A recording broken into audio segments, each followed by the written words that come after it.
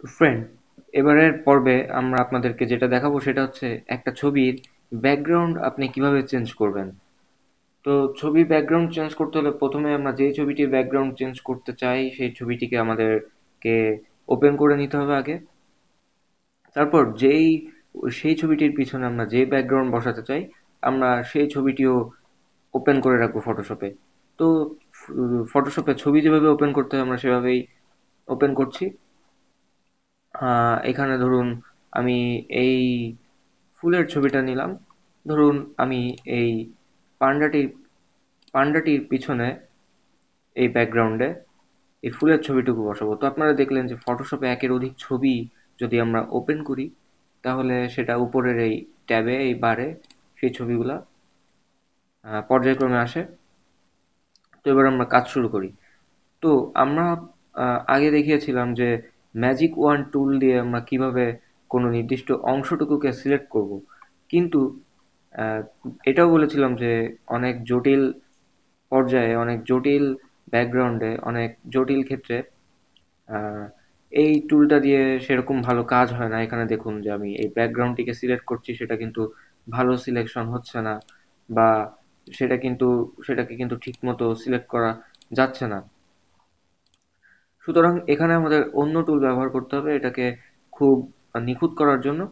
তো আপনাদেরকে আজকে নতুন একটা টুলের সাথে পরিচয় করাবো, সেই টুলটার নাম হচ্ছে পেন টুল। আর এটাই হচ্ছে সেই টুল। তো আপনাকে যেটা করতে হবে এটাতে ক্লিক করতে হবে। এই টুলের কাজ হচ্ছে আপনি আহ, কোনো কর্নারে, কোনো আহ, আহ, গোল শেপে, বা যেরকম শেপ আপনার থাকে সেই সব আপনি এটা দিয়ে সিলেক্ট করতে পারবেন খুব সহজে, এবং আপনি আপনার প্রয়োজন মতো সিলেকশন এটা দিয়ে করতে পারবেন। তো প্রথমেই আপনি যেটুকু সিলেক্ট করতে চান সেটুকু প্রথমেই আপনাদেরকে শুরু করতে হবে সিলেক্ট করা। তো আমরা যেখান থেকে সিলেক্ট করতে চাই সেখানে একটা মাউসের লেফট ক্লিক চাপ দিব।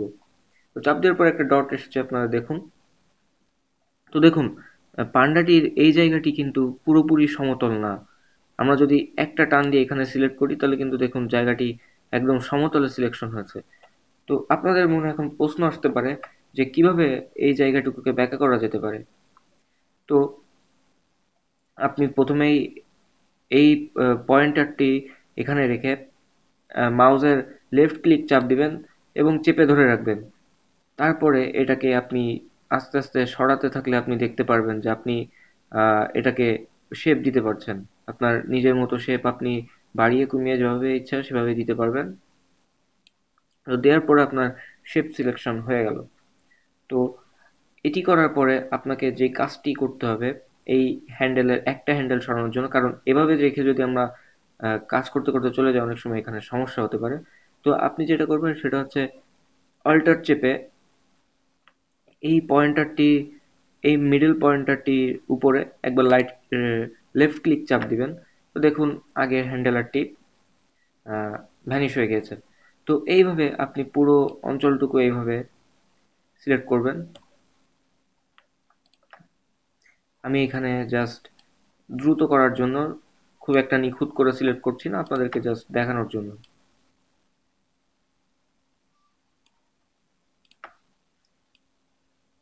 এভাবে করে আপনারা সিলেক্ট করবেন।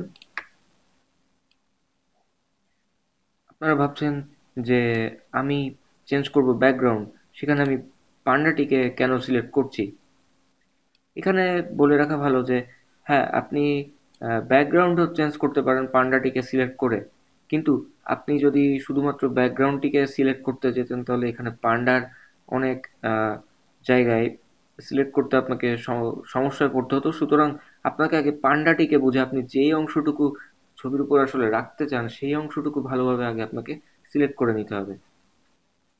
তো দেখুন বন্ধুরা, আমরা খুব সহজে এই ছবিটিতে সিলেকশন করে ফেললাম।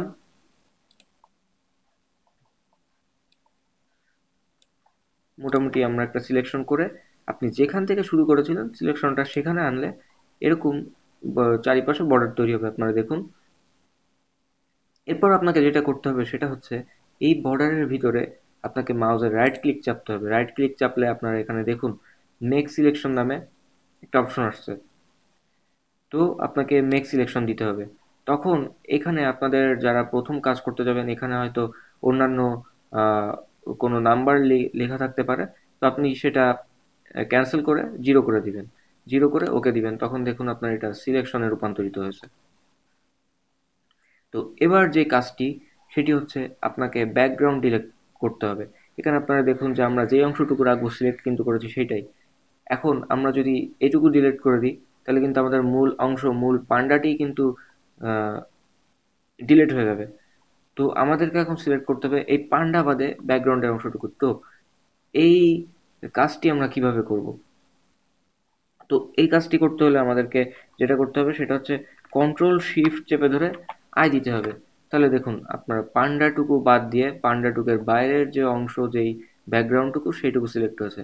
আপনারা খেয়াল করে দেখুন। তো এবার আপনাদেরকে যেটা করতে হবে সেটা হচ্ছে যে আপনারা এই যে সাইডে লেয়ার্স নামে একটা অপশন আছে, এখানে একটি নতুন লেয়ার খুলুন। লেয়ারের ব্যাপারটা আমি আপনাদেরকে একটু ভালো করে বুঝিয়ে দিই।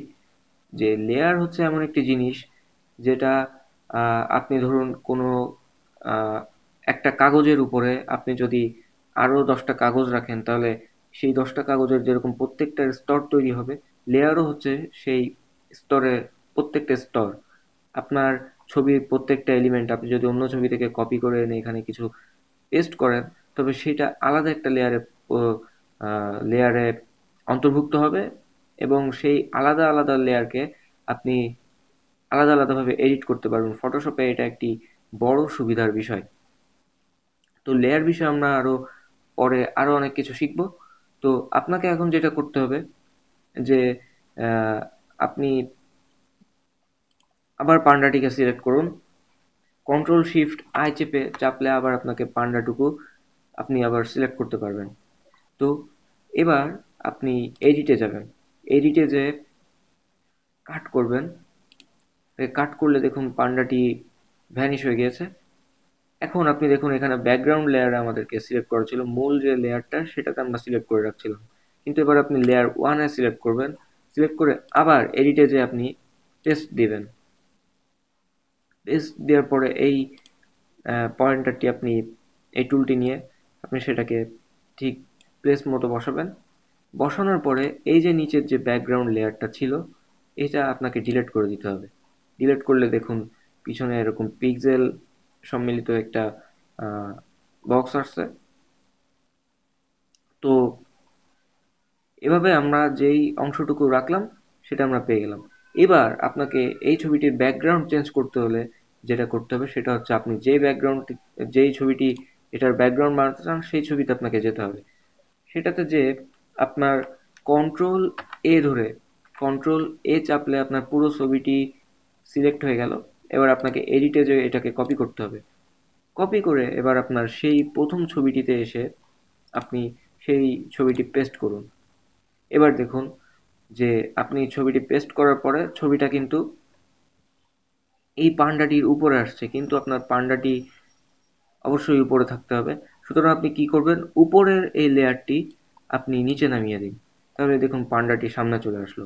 এবং আমি যেটা বলতে চাচ্ছিলাম যে লেয়ার কি জিনিস, লেয়ার কিন্তু এরকমই একটি বিষয়। আপনি উপরের লেয়ারকে যদি নিচে নিয়ে যান, তাহলে সেই লেয়ারের ছবিটি নিচে চলে যাবে। আপনি যদি নিচের লেয়ারকে উপরে নিয়ে আসেন, তাহলে সেই লেয়ারের ছবিটি সব ছবির উপরে চলে আসবে। এটাই হচ্ছে লেয়ারের মূল কাজ। তো ফ্রেন্ডস, মূলত এটাই হচ্ছে ফটোশপে আমাদের ব্যাকগ্রাউন্ড চেঞ্জ করার কৌশল। এছাড়াও আরও অনেক কৌশল আছে। আপনারা যদি কাজ শিখে যাওয়ার পরে আপনারা অনেক ধরনের কৌশল আছে ফটোশপে, যেটা হলো আপনারা নিজেদের মতো করে আপনারা নিজেদের ওয়েতে ব্যাকগ্রাউন্ড চেঞ্জ করতে পারেন। এটা আমি যেভাবে সাধারণত করি আমি সেটা আপনাদেরকে দেখিয়ে দিলাম। আপনারা একবার করতে পারলে যখন মূল বিষয়গুলো আসলে বুঝে যাবেন, তখন আপনাদের জন্য এটা করা খুবই ইজি হয়ে যাবে। তো আমাদের এই ব্যাকগ্রাউন্ড নিয়ে পরের টিউটোরিয়ালগুলোতে আরও অনেক কাজ করতে হবে, আরও অনেক কাজ আসবে আমাদের আস্তে আস্তে এরকম ব্যাকগ্রাউন্ড চেঞ্জ করা নিয়ে। তো সেই কাজগুলো করতে গেলে আমাদের অবশ্যই এই ব্যাকগ্রাউন্ড কীভাবে চেঞ্জ করতে হয় এটা জানা থাকা আবশ্যক।